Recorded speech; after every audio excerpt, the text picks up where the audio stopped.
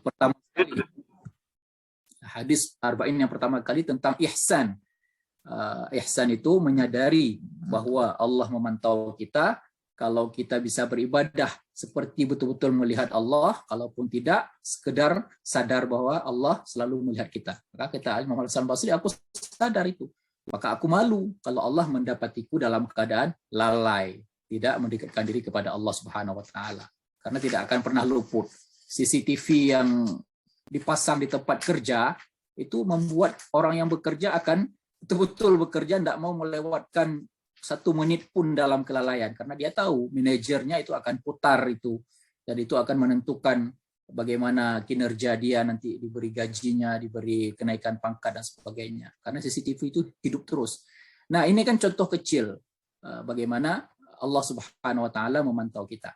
Nah, baik, kembali kita ke hadis yang akan kita bahas. Hadis ini an Abi Abdurrahman Abdullah bin Mas'ud radhiyallahu anhu qala haddatsana Rasulullah sallallahu alaihi wasallam wa huwa as-sadiqul masduq inna ahadakum yujma'u khalquhu fi batni ummihi 40 yawman nutfatan thumma yakunu 'alaqatan misla dhalik thumma yakunu mudghatan misla dhalik thumma yursalu ilayhi al-malaku fayanfukhu fihi ar-ruh wa yu'maru bi 4 kalimat bikatbi rizqihi wa ajalihi wa 'amalihi wa shaqiyyun aw sa'idun fa wallahi alladhi la ilaha ghairuhu inna ahadakum la ya'malu bi 'amali ahli al-jannati hatta ma yakunu bainahu wa bainaha illa dhira'un فيسبق عليه الكتاب فيعمل بعمل أهل النار فيدخلها وإن أحدكم ليعمل بعمل أهل النار حتى ما يكون بينه وبينها إلا ذراع فيسبق عليه الكتاب فيعمل بعمل أهل الجنة فيدخلها. الحديث رواه الإمام البخاري والإمام مسلم. Jadi hadis sahih ini ada di dalam kedua kitab yang sangat kuat periwayatan hadis dalam sejarah ulama-ulama hadis.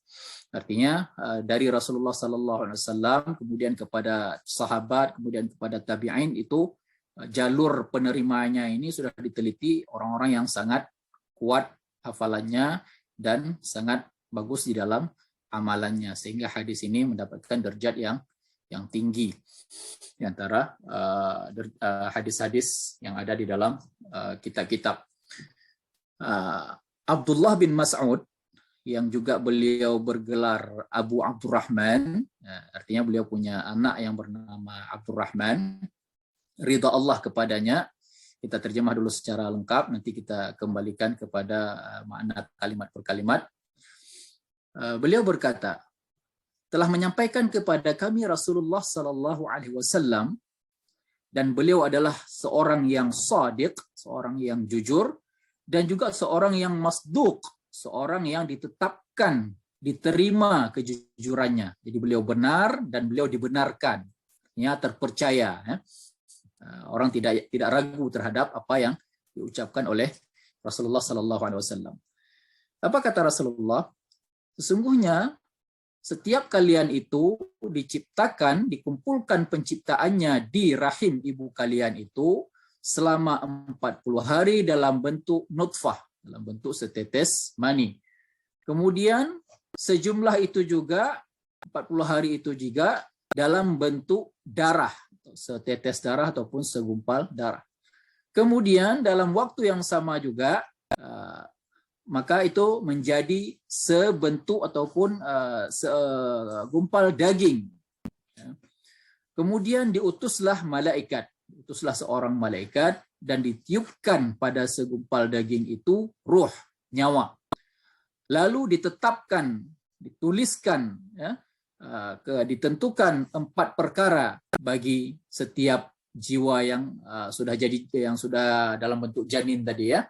Itu dituliskan ataupun ditetapkan rizkinya, ditetapkan ajalnya, ditetapkan amalannya, dan ditetapkan apakah dia akan menderita ataupun dia akan berbahagia. Maka demi Allah yang tidak ada Tuhan selainnya, sesungguhnya di antara kalian itu ada yang beramal secara sungguh-sungguh dengan amalan yang akan membuatnya ke surga. Jadi amalan penghuni surga tentu ketaatan-ketaatan sampai ukuran dia sudah sangat dekat dengan surga, seukuran sehasta. Artinya kalau dia meninggal tetap dalam keadaan itu sedikit lagi, dia akan masuk surga. Akan tetapi telah didahului oleh ketetapan Allah Subhanahu wa taala yang sedikit lagi sisa umurnya itu dia beramal dengan amalan penghuni neraka. Artinya ingkar kepada Allah Subhanahu wa taala, maka dia ditetapkan sebagai penghuni neraka, masuk neraka. Sebaliknya, di antara kalian ada yang dengan sungguh-sungguh terus-menerus beramal keingkaran, amalan penduduk neraka, sampai sudah satu hasta lagi antara dia dengan neraka, dengan kematian, sehingga dia akan masuk neraka. Lalu dia sudah ditetapkan, sudah lebih dahulu ditetapkan oleh Allah Subhanahu wa taala, dia beramal di akhir hayatnya itu dengan amalan penduduk surga, maka dia pun akan masuk surga, diterima oleh Allah Subhanahu wa taala taubatnya. Nah, hadirin sidang pendengar yang dimuliakan Allah Subhanahu wa taala, hadis yang panjang ini mencakup beberapa pembahasan, sehingga di awal hadis Abdullah bin Mas'ud itu menambahkan satu kalimat. Yang kalimat itu bukan bahagian daripada ucapan Rasulullah, tapi ucapan daripada Abdullah bin Mas'ud tentang gelar Rasulullah. Jadi sebelum diucapkan kepada orang lain, sebelum Abdullah bin Mas'ud menyampaikan kepada murid-muridnya tentang isi hadis, beliau sampaikan dulu bahwa ini Rasulullah yang menyampaikan kepada saya, beliau itu adalah seorang yang as-sadiq al-masduq, seorang yang sangat jujur dan seseorang yang terpercaya, diterima kejujurannya. Nah, kenapa? Ya, tentu kalau kita renungi makna hadis ini untuk ukuran 14 abad yang lalu, itu adalah sesuatu yang luar biasa. Sekarang kita baca pun masih sesuatu yang luar biasa. Perkara yang gaib. Maka dikatakan wa ma yantiqu 'anil hawa in huwa illa wahyun yuha. Rasulullah tidak akan pernah mengucapkan sesuatu sesuai dengan nafsunya, melainkan atas wahyu yang diberikan oleh Allah Subhanahu wa taala. Bagaimana Rasulullah bisa mengetahui perkara-perkara ini untuk ukuran 14 abad yang lalu? Apa yang terjadi pada awal-awal proses penciptaan manusia selama 40 hari seperti ini, 40 hari seperti itu, dengan beberapa perbedaan makna.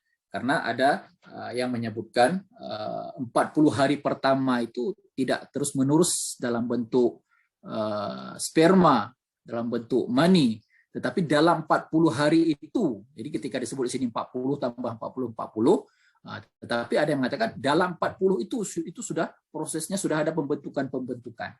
Jadi ada beberapa makna daripada penjelasan ulama terhadap 40 di sini. Jadi bukan 40 lalu baru kemudian pindah ke bentuk berikutnya, baru kemudian 80 pindah ke bentuk berikutnya.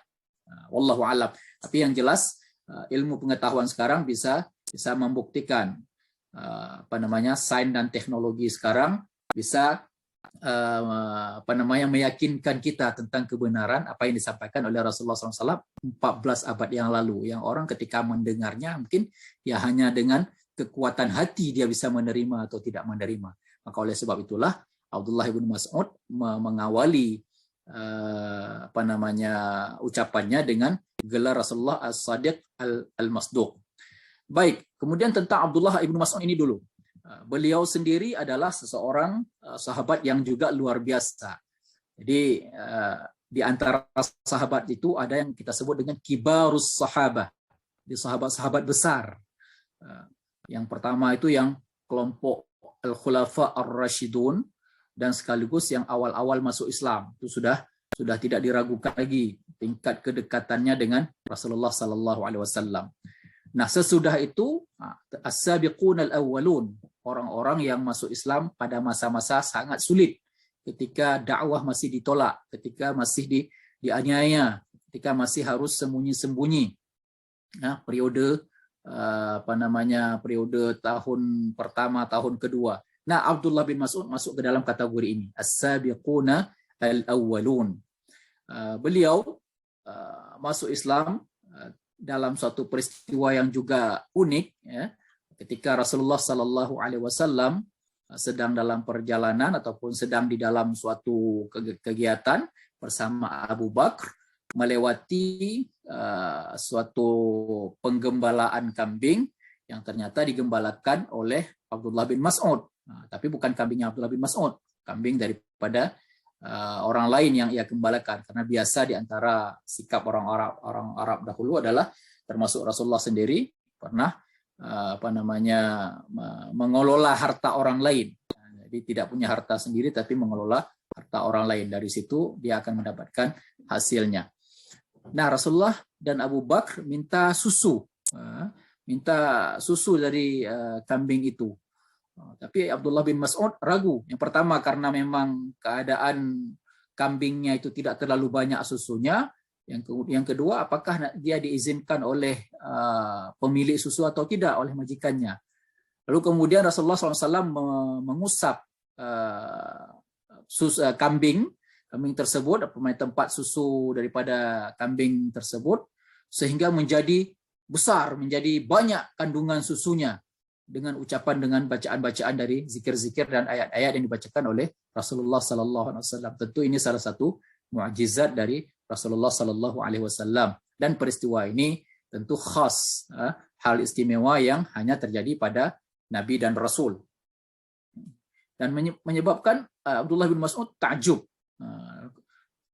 Hanya dengan usapan-usapan bacaan, kambing yang tadinya dalam keadaan agak kurus, tidak terlalu banyak susunya, tetapi kemudian menjadi banyak susunya. Dan itu yang membuat beliau tertarik untuk ikut Rasulullah SAW menjadi seorang sahabat terkemuka, bersyahadat.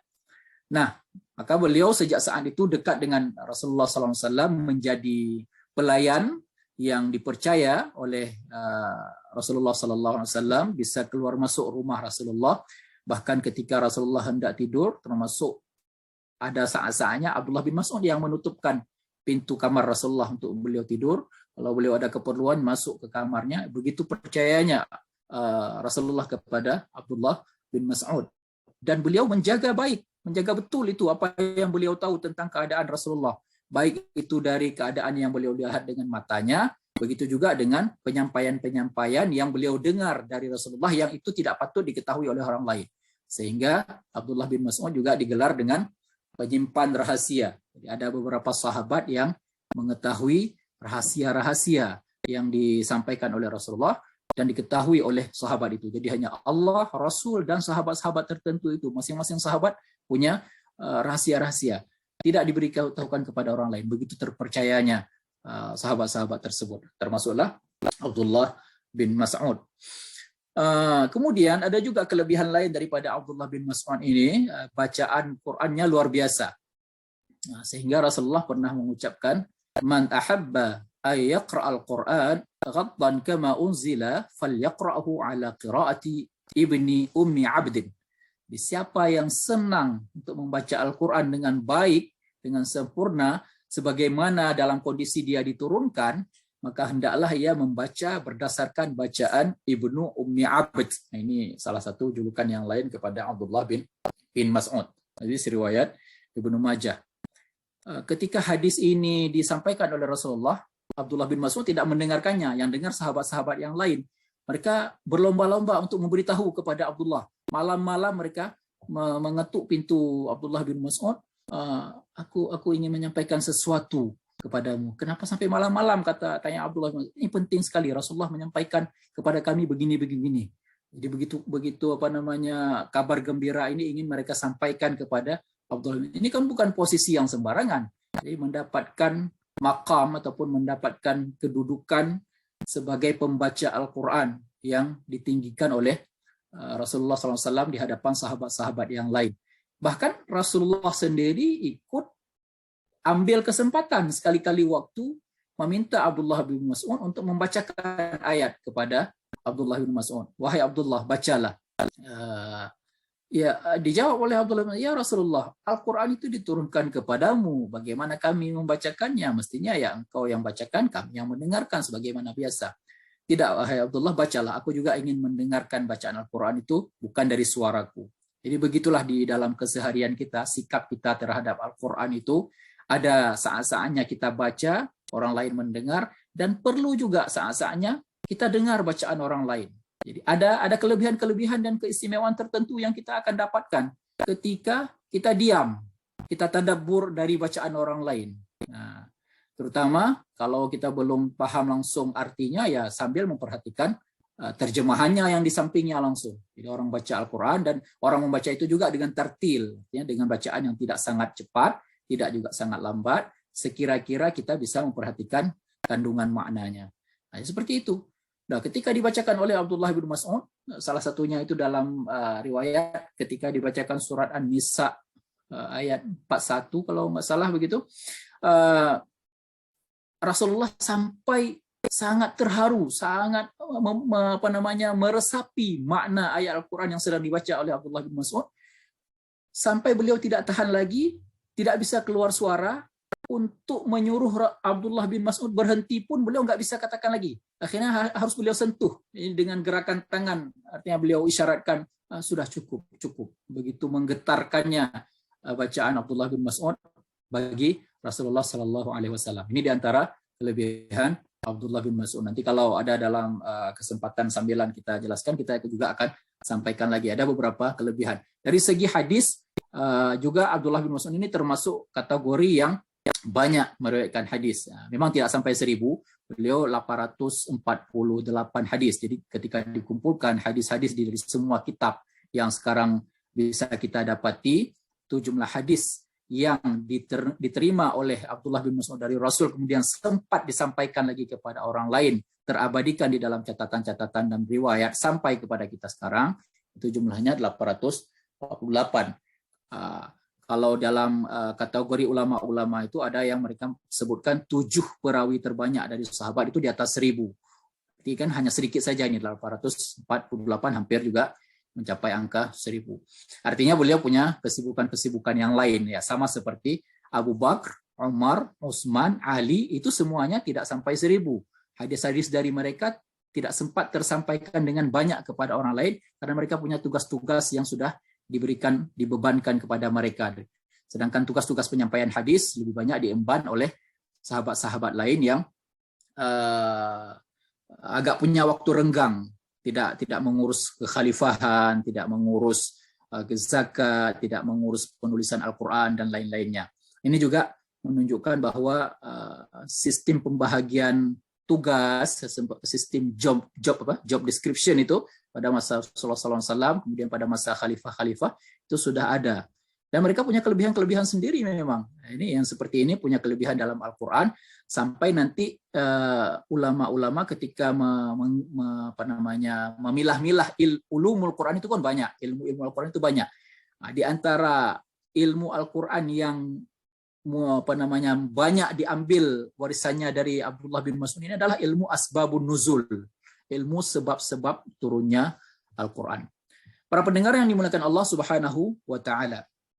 Nah, ketika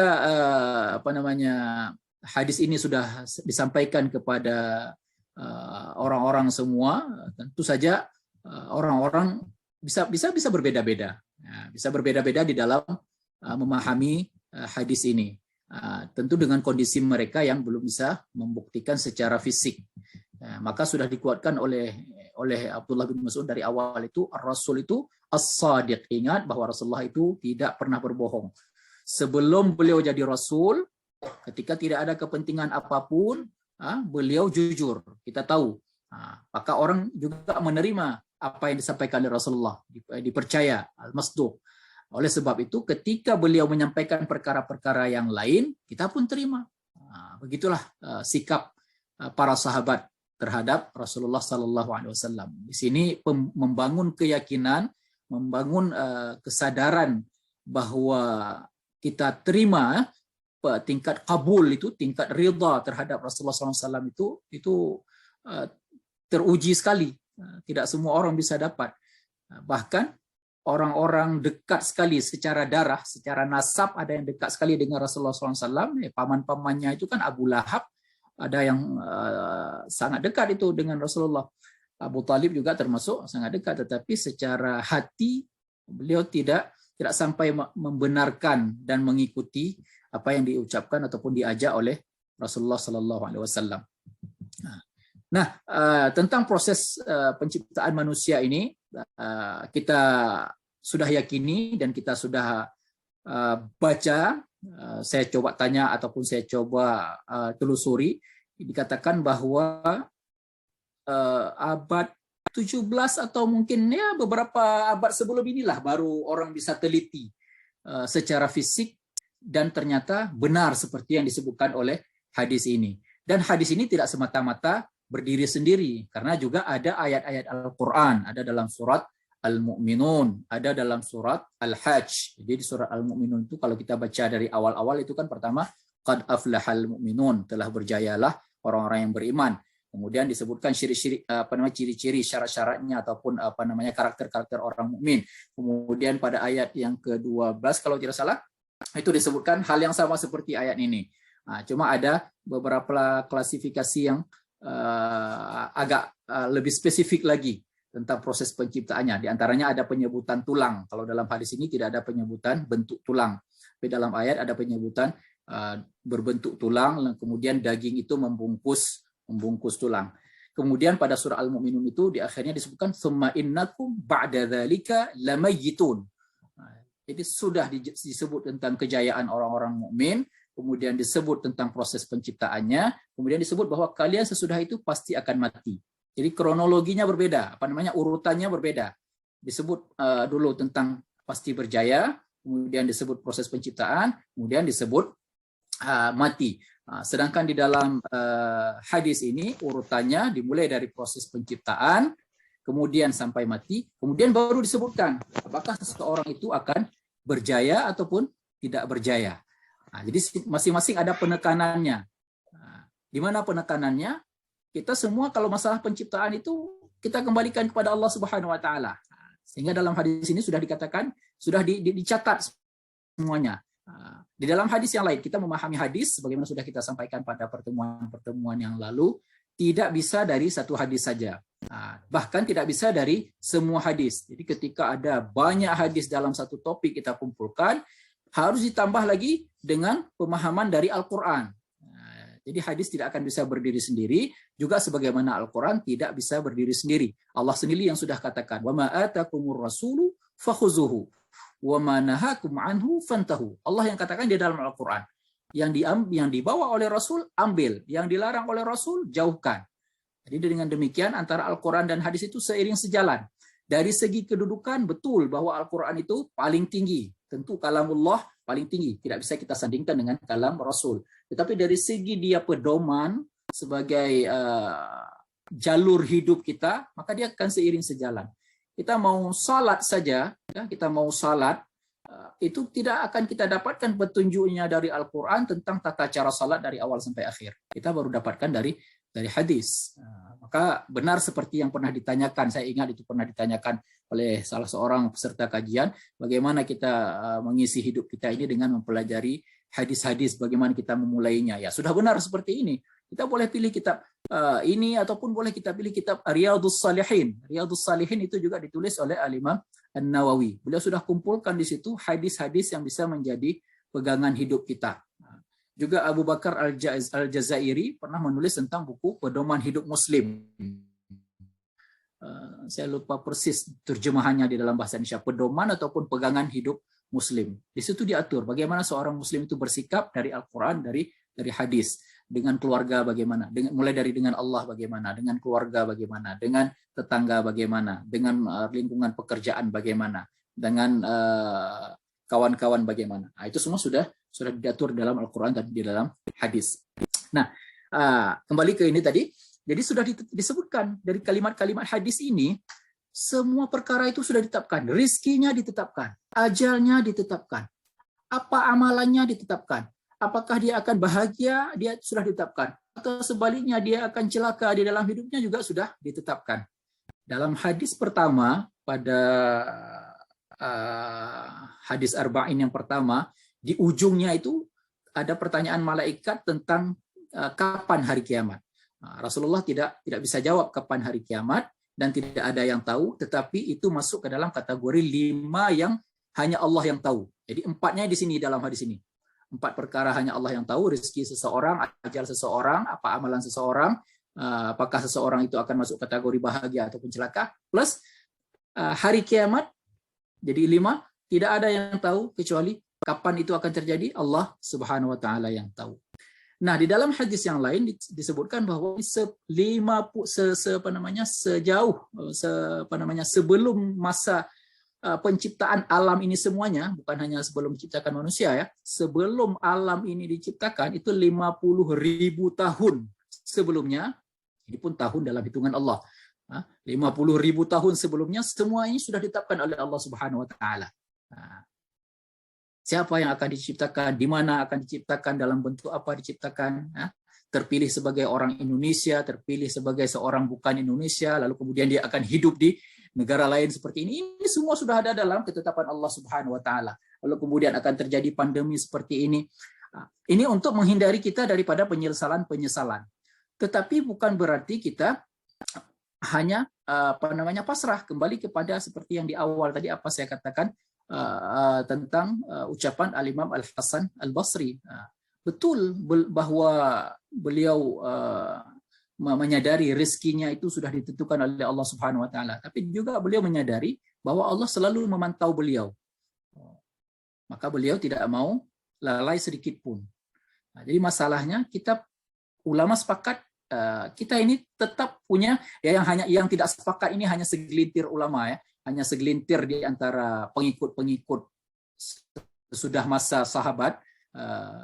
Ada yang berpaham bahwa murni kita ini seperti seperti boneka saja, digerak-gerakkan oleh sekehendak pemegang boneka. Padahal tidak seperti itu. Itu kaum Jabariyah. Jadi kalaupun mereka mencuri, lalu mereka menuduh ini saya mencuri karena kehendak Allah. Lalu kalau mereka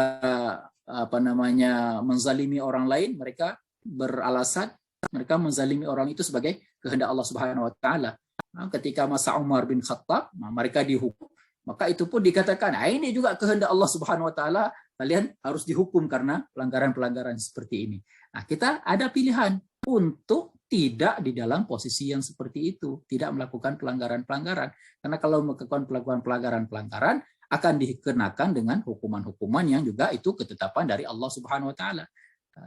Sama juga seperti masalah penyakit yang juga pernah kita sampaikan yang lalu. Mau kena penyakit atau mau menghindar dari penyakit plus dengan doa ya, kan? Dengan doa. Jadi usaha dan doa.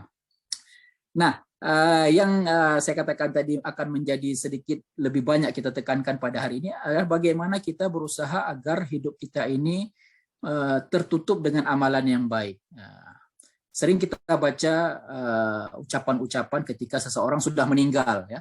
Ketika seseorang sudah meninggal, semoga husnul khatimah, semoga husnul khatimah. Tadi kita mulai sekitar 3.40, berarti saya akan akhiri pada sekitar 10 menit lagi ya. Ya, bagaimana agar kita bisa husnul khatimah.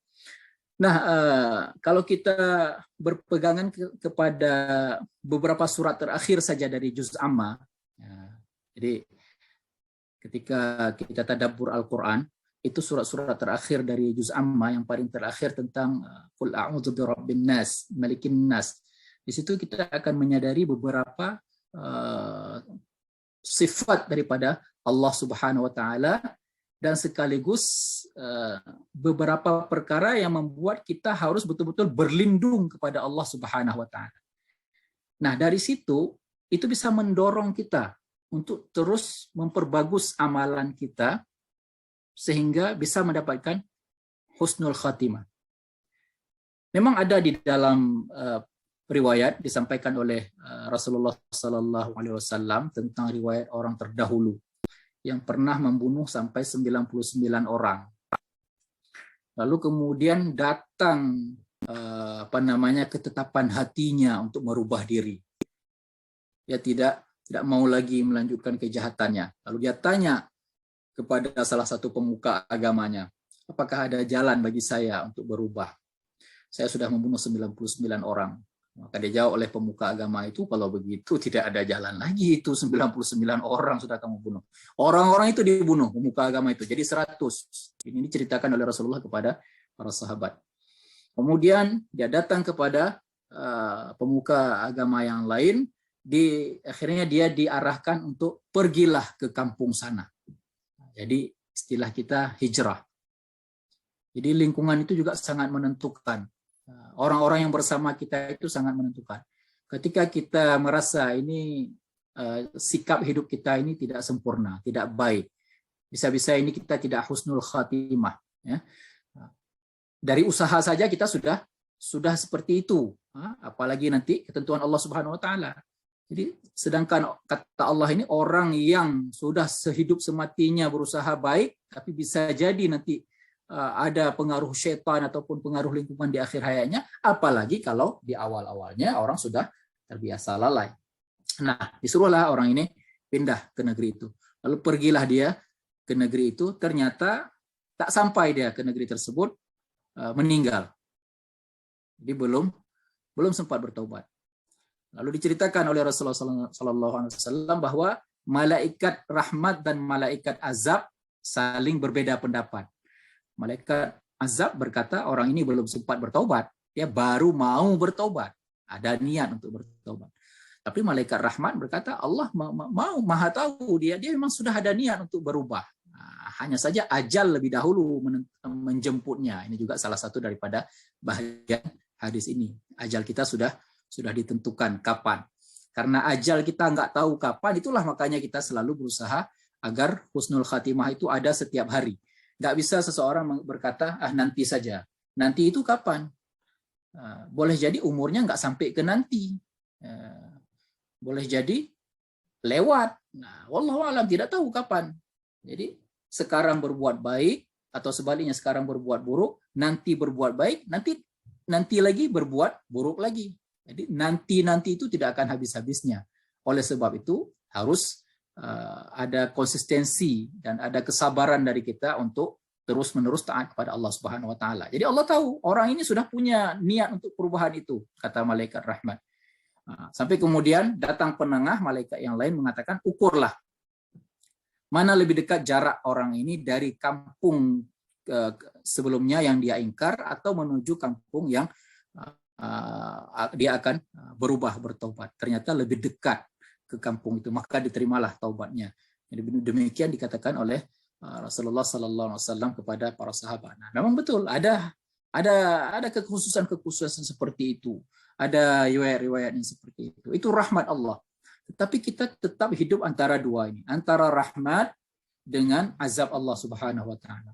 Allah Maha kasih sayang, Allah juga sangat benci kepada orang-orang yang ingkar. Jadi kita punya kekhawatiran. Oleh sebab itu perlulah perlindungan seperti saya katakan tadi. Kita lihat qul a'udzu birabbin nas. Kemudian pindah ke surat sebelumnya lagi, qul a'udzu birabbil falaq. Juga diminta lagi kepada perlindungan dari apa? Min syarri ma khalaq, dari segala keburukan yang diciptakan oleh Allah Subhanahu Wa Taala. Maka di antara zikir yang juga kita dimintakan untuk selalu kita ucapkan di dalam bahagian zikir pagi, zikir petang, a'udzu bikalimatillahi tammati min syarri ma khalaq. Aku berlindung dengan kalimat-kalimat Allah yang sempurna dari segala yang Allah ciptakan. Termasuk min kulli syaitanin wa hammah wa min kulli ainin lamah. Dari segala bisikan-bisikan yang tidak baik, daripada pandangan-pandangan kekejian, baik itu manusia ataupun pandangan makhluk-makhluk Allah yang lain. Jadi di situ dari dari surat An-Nas, dari surat Al-Falaq itu bisa menjadi pendorong, bisa menjadi motivasi bagi kita untuk bisa menjaga diri supaya bisa kita dapatkan husnul khatimah. Kemudian Al-Ikhlas, surat Al-Ikhlas itu memang disebut dengan nama Al-Ikhlas. Kalau An-Nas namanya langsung ada kata-katanya di dalam surat. Kemudian Al-Falaq, namanya Al-Falaq juga ada penyebutan Al-Falaq. Nah, Al-Ikhlas dari mana ini? Penamaan dengan surat Al-Ikhlas. Nah, itu hasil kandungan daripada semua kandungan Al-Ikhlas itu. Jadi kesadaran hati seseorang bahwa Allah itu Maha Esa, Ahad, kemudian Allah itu samad, tempat bergantung. Nah, disitulah kembali ke apa yang diucapkan oleh Al-Imam Al-Hasan Al-Basri tadi di awal penyampaian kita, itu juga menjadi salah satu tips kita, menjadi salah satu strategi kita menjaga supaya bisa husnul khatimah. Nah, memang kalau kita mau khawatir, betul kita khawatir kepada akhir daripada hadis ini. Seolah-olah ya was-was sekali lah kita membaca hadis ini yang akhirnya ini ya, udah beramal sampai 60 tahun, 70 tahun dengan kebaikan-kebaikan, tetapi di akhir bisa berubah hatinya. Maka salah satu doa juga yang diajarkan oleh Rasulullah SAW, Allahumma muthabbital qulub, thabbit qalbi ala dinik. Wahai Allah yang maha menetapkan hati, tetapkanlah hatiku itu tetap di dalam ketauhidan, tetap dalam agamamu. Sebaliknya, kita juga berdoa, Allahumma musarrifal qulub, sarrif qalbi ala ta'atik. Wahai Allah yang maha membolak-balikkan, kalau tadi ya Allah menetapkan supaya tetap di dalam ketauhidan dan dalam agama, dan Allah yang membolak-balikkan, ya Allah bolak-balikkanlah hatiku ini tetap di dalam ketaatan. Jadi dari ketaatan kepada ketaatan. Hari ini ketaatannya dalam bentuk yang lain, besok ketaatan yang lain. Jadi tidak keluar daripada kalau bahasa kita pada hadis yang lalu itu ada lingkaran ya. Jadi kita mudah-mudahan selalu berada dalam lingkaran itu. Jangan dekat-dekat ke syubhatnya, jangan dekat-dekat ke pinggir jurang kalau bahasa hadis yang disampaikan oleh Rasulullah SAW. Nah, jamaah yang dimuliakan Allah Subhanahu Wa Taala, barangkali inilah sekedar pengantar tazkirah dari saya. Selebihnya mungkin ada hal-hal yang ingin ditanyakan ataupun tambahan pengalaman, dipersilakan. Ya, terima kasih ya Pak Ustadz. Ya, jazakallah khair atas doa tausiahnya, sangat bermanfaat. Alhamdulillah. Intinya, jadi semua yang sudah ditetapkan oleh Allah dan sesungguhnya hanya Allah yang tahu waktu atau ajal kita. Oleh karena itu pentingnya bagi kita agar selalu beramal baik dan selalu di jalannya, supaya pada akhir hayat kita insya Allah ditutup dengan amalan yang baik. Jadi kita harus selalu menggunakan Al-Quran dan hadis secara berjalan, seiring dan sejalan sebagai pedoman hidup kita, insya Allah. Mungkin dari teman-teman kalau ada yang mau bertanya, silakan bertanya langsung. Udah ada pertanyaan? Ya. Ini ada satu pertanyaan nih, ada yang message ke aku. Jadi pertanyaannya, tadi kan ada 4 hal yang sudah ditakdirkan, ajal, kelahiran, jodoh, dan lagi satu lagi ya Pak ya. Apakah akan bahagia ataupun akan celaka? Di dalam sini nggak disebutkan jodoh. Oke, jadi disebutkan ya ajal, amalan, rizki. Ya barangkali jodoh masuk ke dalam kategori rizki. Ya. Oke. Ya. Jadi ajal, kelahiran, kemudian rizki, kemudian menderita, amal, kebahagiaan. Ya. Oke. Terus itu bagaimana? Apakah itu bisa dengan doa dan usaha bisa berubah dari takdir gitu ya? Pertanyaannya gitu kira-kira. Ya.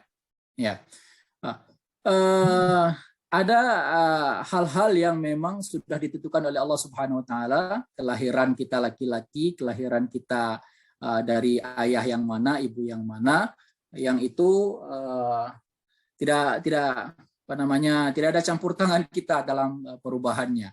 Tetapi selanjutnya sesudah itu, apa yang akan kita amalkan di dalam hidup kita?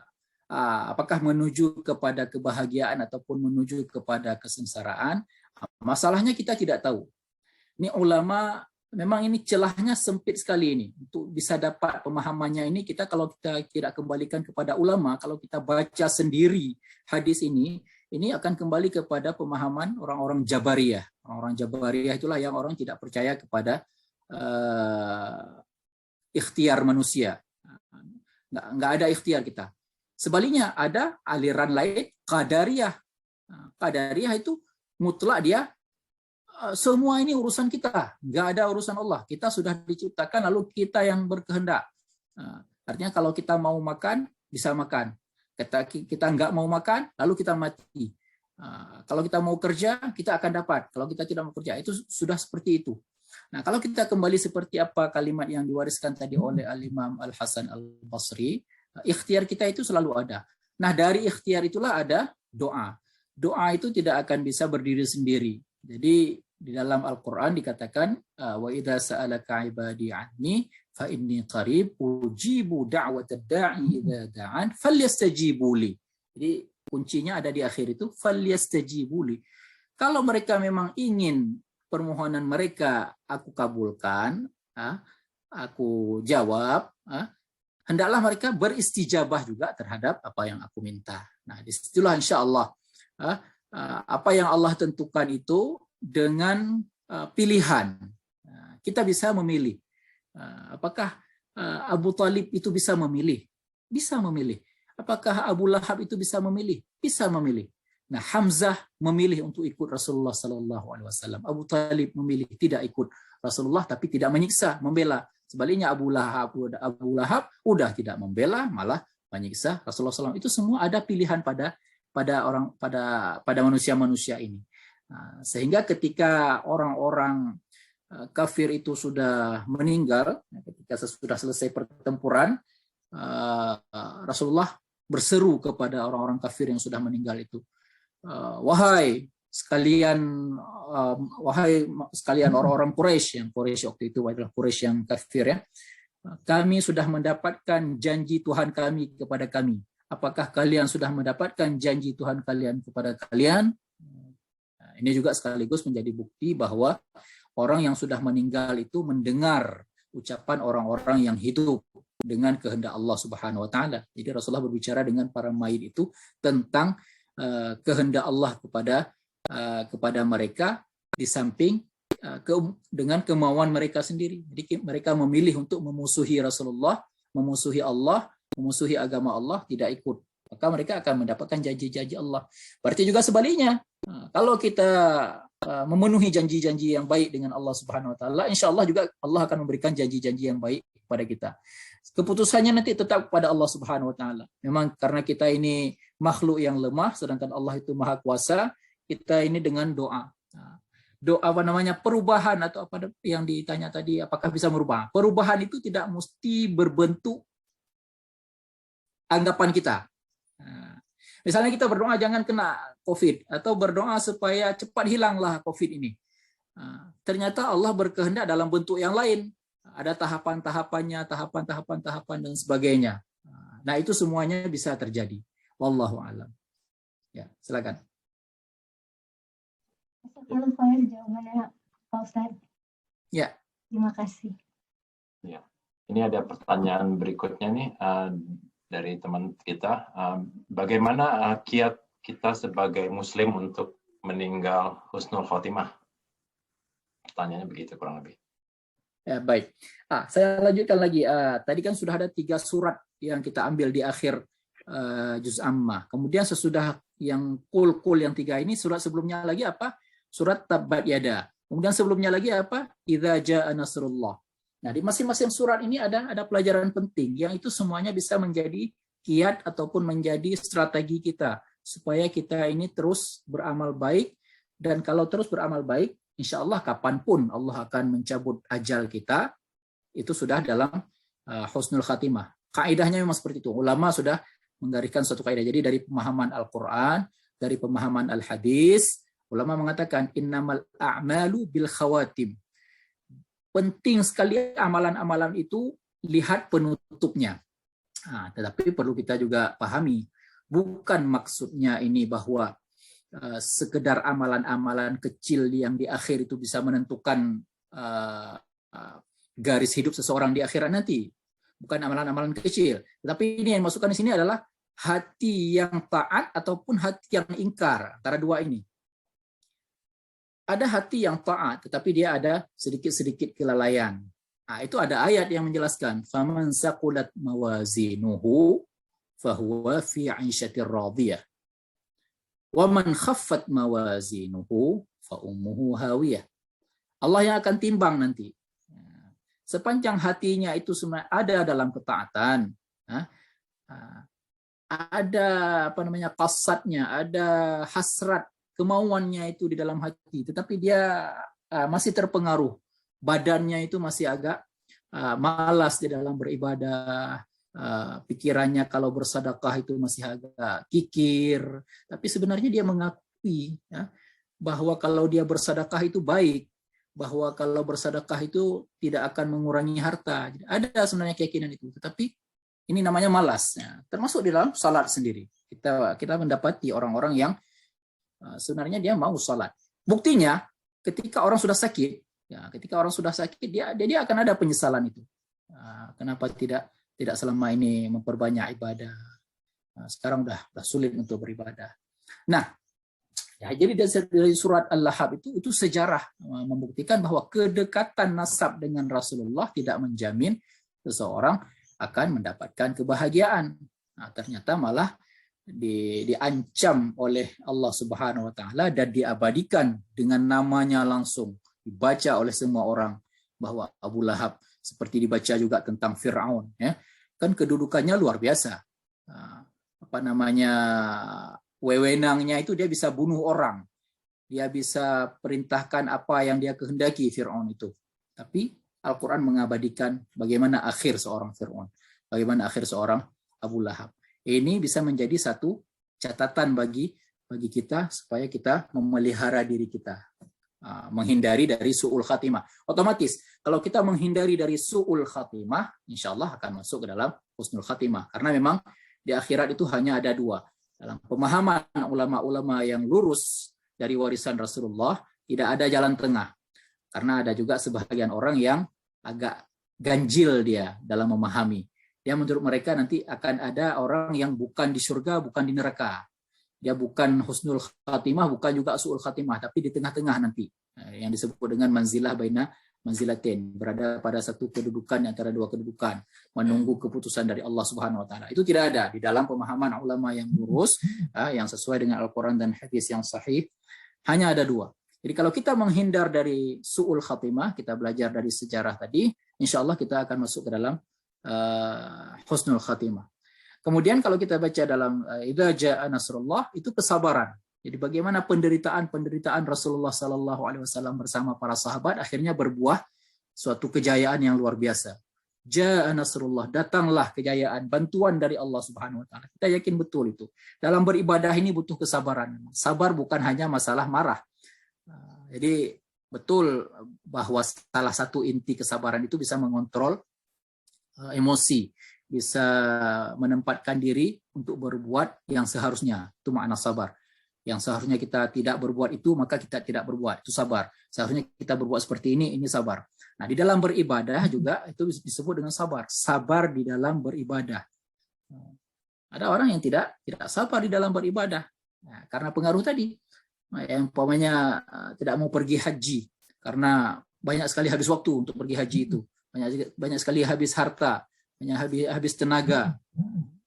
Ada, tetapi kalau ditanya kepada fitrah, orang mau pergi haji. Sebaliknya orang berharap-harap mendaftar ya kita tahu kalau jamaah Indonesia itu antrinya itu sampai berpuluh tahun. Ada provinsi yang antrinya sampai 20 sekian tahun. Daftar sekarang, berangkatnya 20 tahun yang akan datang. Artinya apa? Dia berhasrat walaupun tadi banyak energi habis, banyak harta habis, banyak, tapi dia tidak. Kenapa? Dia yakin, dia sabar dalam beribadah tadi.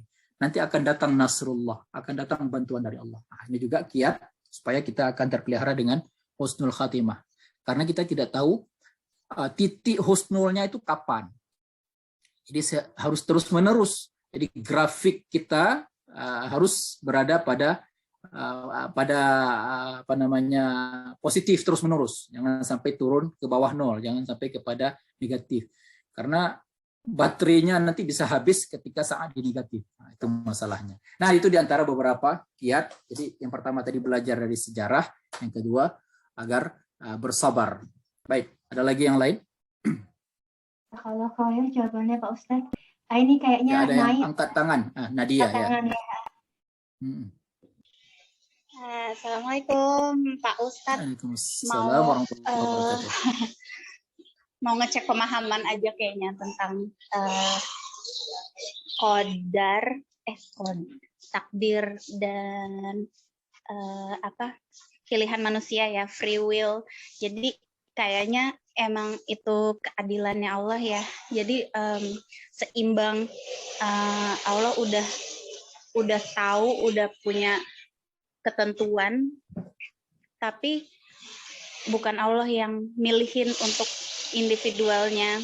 Kita sendiri punya kita diberikan kebebasan untuk memilih juga, mau pilih yang baik atau yang buruk, yang jalan Allah atau setan. Jadi terkesannya apa sih, bukan oh Allah nih yang udah mentakdirkan aku jadi orang jahat gitu, tapi sebenarnya kita dikasih full power gitu untuk memilih jalan hidup, membuat keputusan-keputusan setiap hari gitu. Tapi Allah itu udah tahu gitu ya. Jadi ujian-ujian ini kan seringnya dibilang kita dikasih ujian supaya Allah tahu siapa yang beriman, siapa yang enggak. Tapi kita tahu bahwa Allah Maha tahu gitu. Jadi mungkin ini ya lebih kayak sebagai evidence gitu. Nanti di akhirat Allah kasih keputusan, ini nih buktinya supaya kita bisa ngerasa oh ya, aku waktu di dunia begini, aku waktu di dunia begitu tuh, nggak out of the blue tiba-tiba dimasukin neraka atau dikasih hukuman atau gimana gitu, dikasih ganjarannya. Tapi ujian-ujian tersebut jadi sebagai backing dari ganjaran yang kita terima, karena kita ingat gitu kan, kita ingat action kita pas dalam kehidupan di dunia, jadi ada rasa sesal, ada ingat gitu. Begitu bukan Ustadz? Cuman ngecek benar nggak sih pemahamannya? Baik. Makasih. Ya. Ini kegundahan istilahnya ya. Ada jamaah yang sering berdakwah dari pintu ke pintu, dari masjid ke masjid. Itu mereka gunakan istilah risau. Jadi kita hidup ini perlu risau. Dan untuk mengobati risau itu tidak ada cara lain adalah dekat dengan Allah Subhanahu wa taala. Sama dengan perkara dunia juga. Ya, lebih kurang ya maksudnya ya. Dalam perkara dunia kalau kita risau sesuatu, orang mau ikut tes CPNS, sekarang di Indonesia kan lagi ini ada masa-masanya ikut tesnya. Risau dia bisa lulus enggak, karena udah berapa kali dia ikut enggak lulus. Caranya bagaimana? Dia mendekatkan diri dengan perkara-perkara yang bisa membuat dia lulus. Ya, belajar, ya memperbaiki kalau diminta syarat-syaratnya, dia bagus kalau masih ada waktu. Kalau yang nggak bisa diperbaiki lagi, misalnya IPK-nya udah selesai, kuliahnya udah selesai, ya dia pasrah berdoa kepada Allah Subhanahu wa taala. Nah, dalam urusan akhirat juga seperti itu. Ketika kita harus ada kerisauan memang, tapi kita juga harus ada zan yang baik. Allah katakan, aku berada di dalam zan hambaku. Kalau hambaku itu punya dugaan, di dalam hatinya itu dia punya zan, husnuzan kepadaku, berbaik sangka kepadaku, maka aku sesuai dengan baik sangkanya dia. Apa baik sangkanya kita kepada Allah? Allah itu menepati janji-janjinya. Allah itu maha adil. Allah tidak menyia-nyiakan sedikit pun amalan seseorang hamba. Setingkat tadi yang membunuh sampai 100 orang, Allah ceritakan, Allah wahyukan kepada Rasulullah untuk diceritakan kepada sahabat. Nah, tetapi juga kita punya kekhawatiran, punya khauf, karena ada juga orang-orang yang ilmunya sudah tinggi, Al-Qur'annya hafal, hadisnya dia pelajari, akan tetapi dia sampai pada satu titik malah ingkar kepada Allah Subhanahu wa taala. Saya tidak ingat apakah ini saya sampaikan di kajian di sini ataupun di luar ini. Di Mesir ada yang sudah pada tahapan profesor. Nah, profesor dalam ilmu agama Islam, akidah lagi, akan tetapi karena suatu titik itu ada, Allah Maha tahu hati seseorang ya, maka dikatakan tadi Allah membolak-balikkan hati. Jadi inilah kegundahan yang disampaikan tadi oleh saudari Nadia. Kita berhusnuzan kepada Allah Subhanahu wa taala. Selama kita berbaik sangka kepada Allah, insya Allah Allah akan membuktikan nanti keadilannya, janji-janjinya, kita akan terima.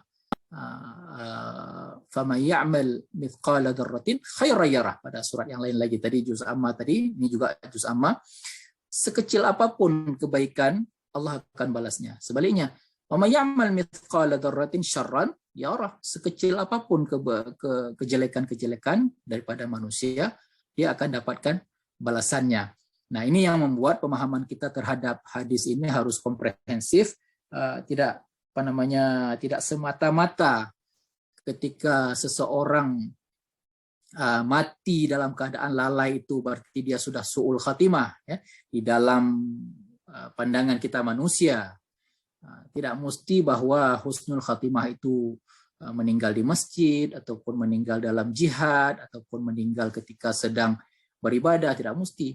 Rasulullah tidak ketiga-tiganya. Rasulullah tidak meninggal di masjid, tidak meninggal ketika dalam jihad, tidak meninggal ketika sedang beribadah. Beliau meninggal dengan sakitnya dan di tempat tidurnya. Juga beberapa sahabat yang lain seperti itu. Nah, kita juga berhusnuzan seperti itu. Yang penting adalah keseluruhan daripada amalan kita itu berada dalam lingkaran qasad ilahi anta maqsudi. Semua maksud muara daripada amalan kita itu adalah Allah Subhanahu wa taala. Kembali kepada hadis pertama, innamal a'malu binniyat. Orang berhijrah saja diketahui oleh Allah itu hijrahnya kenapa. Padahal hijrah itu kan suatu perkara yang baik yang tidak semua orang terpilih untuk melakukannya. Nah, ini Abdullah bin Mas'ud yang kita sedang baca hadis riwayat beliau ini juga terpilih oleh Allah Subhanahu wa taala, sempat hijrah ketika ke Habasyah, ketika orang-orang masih betul-betul antara ya dengan tidak. Bayangkan, udah lama mereka hidup dalam masa jahiliyah, seolah-olah tidak ada yang ganggu, kepercayaannya sudah seperti itu dan mereka nyaman. Makkah itu juga kota yang terkenal dari segi kedudukan, kalau perang-perang mereka menang, kemudian kalau perdagangan mereka sering untung, tapi kemudian tiba-tiba ada dakwah seperti dakwah yang ini.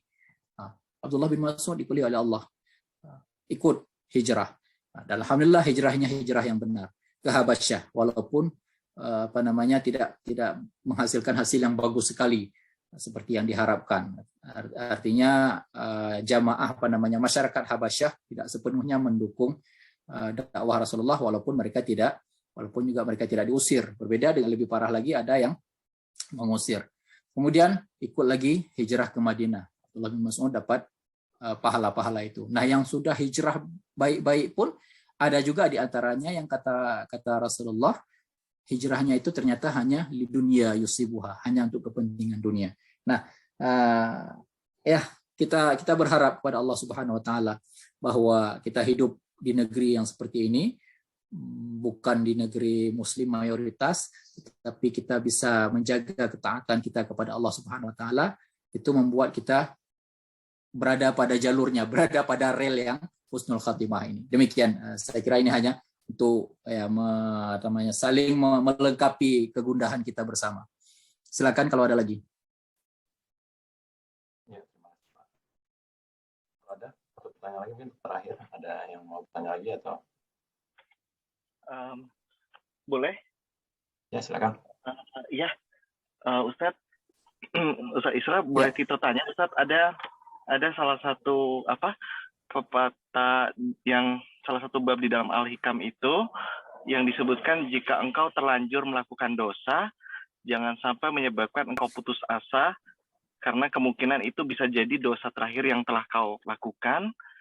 Tetapi jika kau juga berbuat baik, jangan kamu merasa suci, karena itu siapa tahu adalah pahala terakhir yang kamu lakukan. Mungkin boleh tolong dijelaskan, Ustadz? Terima kasih. Iya, baik. Ulama juga memasukkan penjelasan ungkapan tadi, hikmah yang diucapkan oleh Pak Tito tadi itu sebagai bahagian dari penjelasan hadis ini. Artinya, kalau orang yang sudah beramal, katakanlah kalau kita hitung dengan persen itu, sudah 90% amalannya positif, tetapi bisa ditutupi dengan 10% negatif, dan negatifnya itu menentukan. Sekali lagi ini negatif yang menentukan ya, bukan serta-merta orang minum khamar lalu kemudian kita akan katakan dia su'ul khatimah, bukan serta-merta orang, ini juga salah satu hal yang kita harus bisa menjaga diri. Walaupun seseorang ini kan ada berita yang baru masuk mungkin dalam 24 jam inilah, salah seorang muslim terkenal di Indonesia kemudian diberitakan dia mau murtad ke agama Hindu. Itu pun kita harus bisa menahan diri. Allah Subhanahu wa taala yang akan hukumi nanti bagaimana akhir daripada hayatnya dan bagaimana akhir daripada hayat kita. Kita berdoa saja kepada Allah Subhanahu wa taala semua mukmin, semua muslim ini bisa terjaga. Karena yang paling penting dari hidup ini adalah selamat iman. Salim imanana. Kita bermohon kepada Allah iman kita selamat, iman orang-orang tua kita selamat, anak-anak kita nanti selamat iman, itu yang paling penting. Enggak ada yang lebih penting daripada selamat iman. Jadi kalau ada kita baca berita orang murtad, kita baca orang syirik, ya kita tahan diri saja. Maka begitulah kata ulama tadi.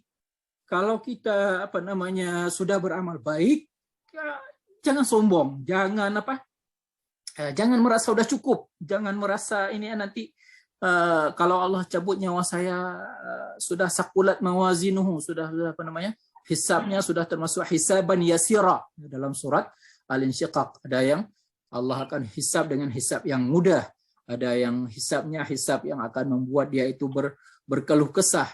Jadi ketika ditampakkan amalannya an yaminihi atau an shimali, dari tangan kanan atau dari tangan kiri, itu semua harus ada selalu di dalam waspada kita. Itu yang diambil hikmah tadi. Satu amalan keburukan itu bisa menjadi petaka bagi kita. Sebaliknya, ratusan amalan kebaikan kita tetap kita harus bersyukur. Jadi justru dengan beramal itu kita bersyukur kepada Allah Subhanahu wa taala bahwa Allah memelihara kita di dalam termasuk orang-orang yang beramal. Jadi salah satu doa juga yang ada di dalam Al-Qur'an, Rabbana auzi'na an nashkura ni'mataka allati an'amta 'alaina wa 'ala walidina wa an na'mala salihan tardah wa adkhilna bi rahmatika fi 'ibadika as-salihin. Ya Allah, berikanlah kami termasuk orang yang bersyukur terhadap nikmat-Mu, kemudian nikmat yang Engkau berikan kepada orang tua kami, kemudian Engkau masukkan kami ke dalam orang-orang yang beramal salih. Jadi dan orang-orang yang mencari ridha-Mu.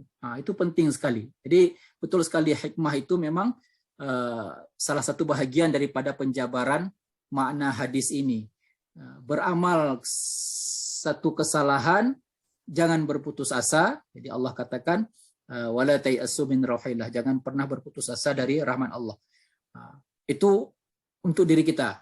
Apalagi untuk orang lain, jangan pernah kita menghukumi ketika ada orang lain beramal satu keburukan bahwa itu akan mengakibatkan keburukan bagi orang itu.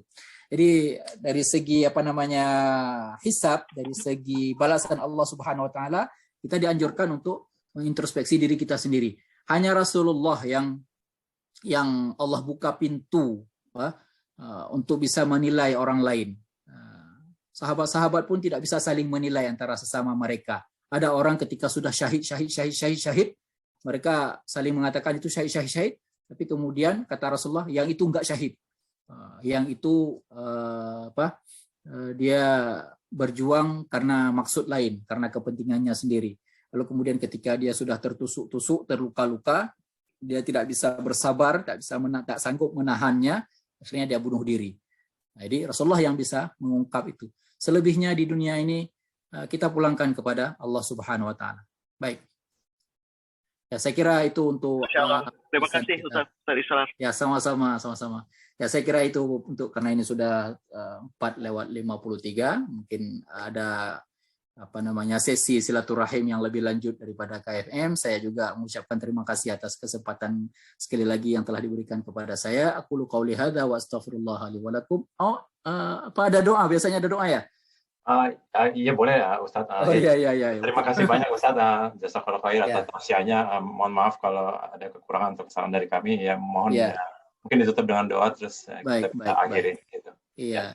Jadi sesudah kita berusaha saling mengingatkan, kita memohon kepada Allah supaya apa yang kita saling ingatkan ini ada bekasnya. أعوذ بالله من الشيطان الرجيم. بسم الله الرحمن الرحيم. الحمد لله رب العالمين حمدا يوافي نعمه ويكافئ مزيده. يا ربنا لك الحمد كما ينبغي لجلال وجهك وعظيم سلطانك. اللهم صل على نبينا محمد وعلى آله وصحبه أجمعين. ربنا ظلمنا أنفسنا وإن لم تغفر لنا وترحمنا لنكونن من الخاسرين. ربنا آتنا من لدنك رحمة وهيئ لنا من أمرنا رشدا. ربنا اغفر لنا ولوالدينا وارحمهم كما ربونا صغارا. اللهم إنا نعوذ بك من سوء القضاء ودرك الشقاء وشماتة الأعداء. ربنا آتنا في الدنيا حسنة وفي الآخرة حسنة وقنا عذاب النار. صلى الله على نبينا محمد وعلى آله وصحبه وبارك وسلم والحمد لله رب العالمين. والسلام عليكم warahmatullahi wabarakatuh.